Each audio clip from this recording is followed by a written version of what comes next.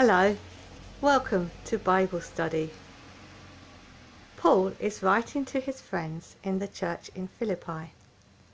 He is encouraging them to follow Jesus' example, to devote themselves to loving and caring for each other, and to respect each other. But following Jesus' example is hard work. We know that our new life comes from our connection with Jesus, just like the life in the branch comes from the vine. God has given us new hearts that want to please him, and he gives us the ability to do so. But that doesn't make it easy. It's hard work. It's hard work to look out for others' needs. It's hard work to choose to put aside what you want for the benefit of other people. To obey God when I really need something different from what he says. It's a life of sacrifice. Henry Nouwen calls it laying down your life as a source of life for others. Jesus calls it denying yourself and taking up your cross. It's how we spend our money, what we eat and drink, the clothes we wear, what we watch on TV or YouTube, what we do with our time. It's about how we talk and how we listen to others.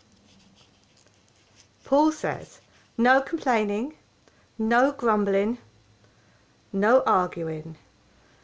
Ouch.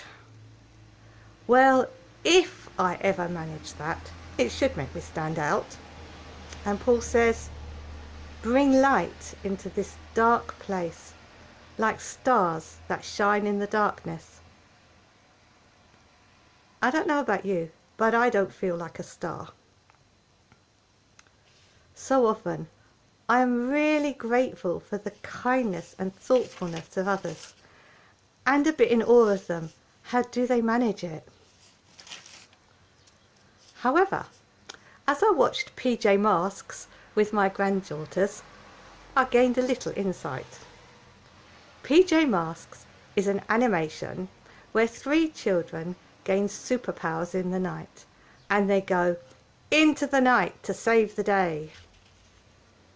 I thought, stars show up at night. And it's often in dark times that God's light shines out through our lives. His light shines when we still trust he loves and cares for us. When we have hope because God is working things out for good. When we thank God instead of complaining. When we pray. When we are kind and patient with people who are not treating us well. After all, like Jesus said, anyone can be nice to people who are nice to them.